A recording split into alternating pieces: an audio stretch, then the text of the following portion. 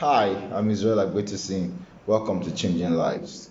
Today, I'd like to talk to you about clarity. And I'd like to begin with a story in the ministry of Jesus from the book of Mark, chapter 8, from verse 23 to 25. The Bible says, talking about Jesus, and he took the blind man by the hand and led him out of the town. And when he had spit on his eyes and put his hands upon him, he asked him if he saw aught. And he looked up and said, I see men as trees, walking. After that, he put his hands again upon his eyes and made him look up, and he was restored and saw every man clearly. I want to talk to you about clarity this afternoon because I believe that most of the struggles you and I face in life, most of the mistakes we've made, most of the errors in judgment that we've experienced is due to the lack of clarity. And when I talk about clarity, I'm talking about clarity in relation to the things we really want to do in life. How do you know what you are to do in life? Believe you me, the subject of clarity is very important because if you lack clarity as to what you are to do in life, if you lack clarity as to who you are, if you lack clarity as to the talents and the gifts that you have, you will miss opportunities that will help you fulfill your destiny. That's why it's important to talk about the subject of clarity.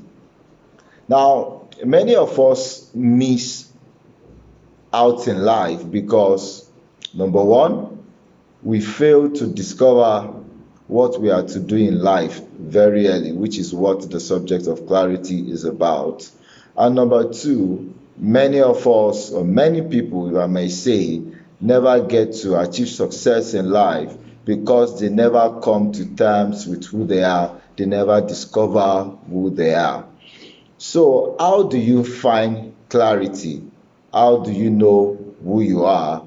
How do you know what you are here on earth to do? How do you discover the things you are to contribute to humanity? How do you discover the things you are to contribute to the world to make the world a better place?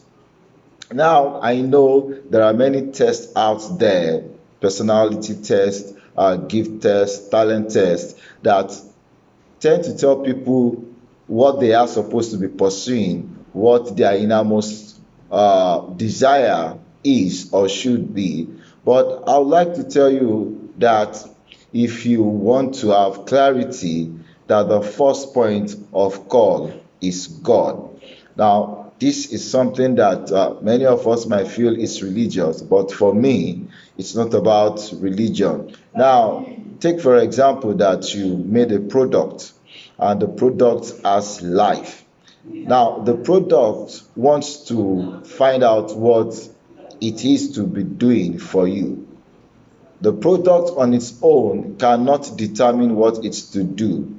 So, what happens? The product is meant to come and meet you to ask you what you designed it for. And I believe this is the same way, or this should be the approach we have to take to discovering what we have to do in the world. This is the same approach we have to take to finding clarity in life. You are placed here for a purpose. You are designed by someone, and that someone is God. And God has something that He wants you to do in the world. So, for you to find out what you are to do in the world, then you come to God and ask Him. Bible talks about a prophet named Jeremiah.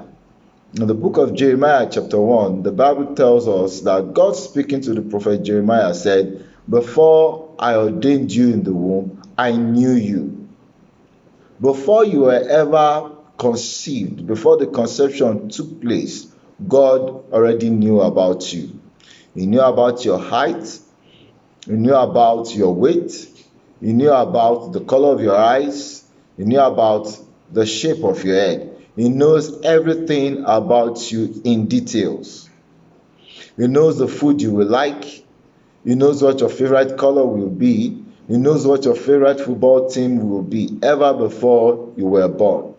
So if you need to find out about yourself, if you need to gain clarity about yourself, you need to go back to your maker, you need to go back to God, which is why I said the first point of call is to ask from God.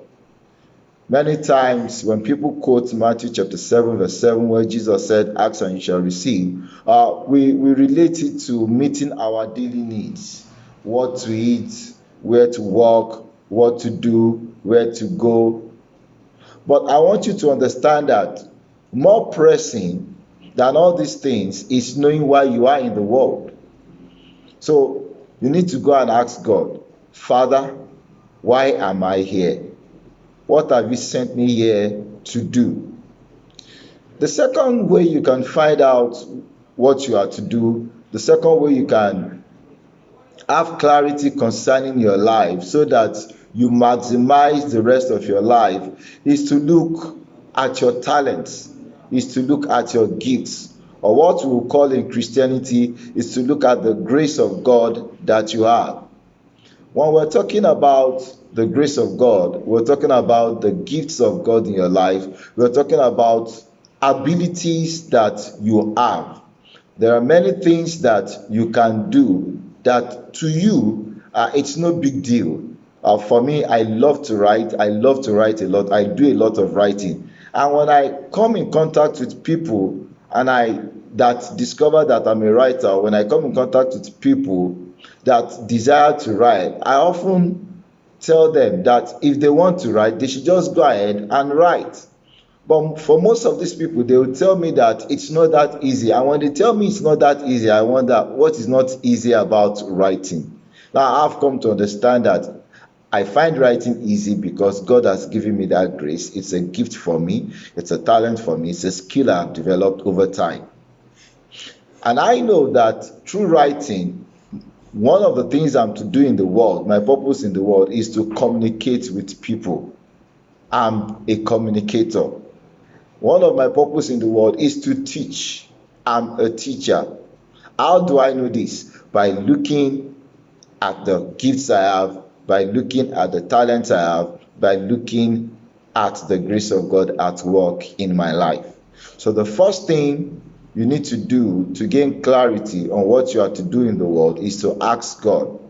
The second thing you can do to gain clarity on who you are, on what you are to do, is to look at your talents, your gifts, the grace of God in your life. The third thing that can help you have clarity is to look at your experiences. What are those things in times past that people recognized you for? What are those things in times past that you did and brought you joy? What are the things in times past that you did and made you feel satisfied? I remember very many years ago while I was in the university that there was a lady that was carrying a heavy luggage to our hostel. I was going somewhere else, but I stopped along the way and assisted this lady. Looking back, I discovered that I've always had this compassion to help people. This also reminds me of a time when I was very young. I was crossing a bridge in Lagos, close to the place where you call Igbobi, that is the military hospital in Lagos.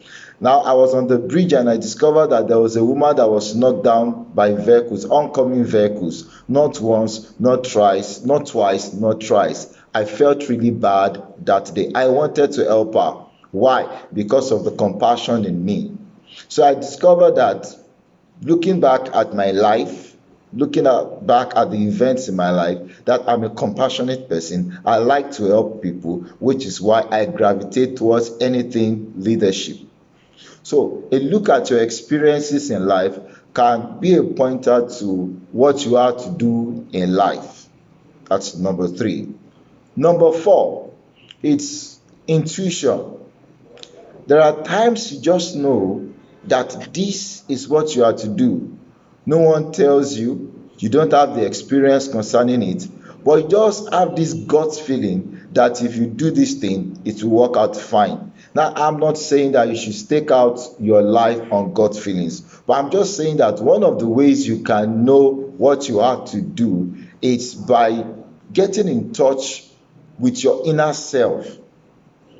There's a saying that the heart knows what the head wants. I hope I got it right. So, in you, within you, you can have a sense of what you are to be doing with your time. You can have a sense of what you are to be doing with your resources. You can have a sense of what you are to be doing with the opportunities that God has given you. So we've talked about 4 things that can help you get clarity in life. Number one, ask God. God designed you. He knows you more than anyone in the world. Number two, look at your talents, look at your gifts, look at the grace of God in your life. Number three, examine your experiences, the things you did in the past that brought you joy, the things you did in the past that brought you recognition. And number four, listen to your heart, your gut feeling, your intuition. I believe that with these 4 things, that you're on the road to getting clarity for your life. Thank you for staying with me. I hope that you click the like button before you leave. Till next time, God bless you.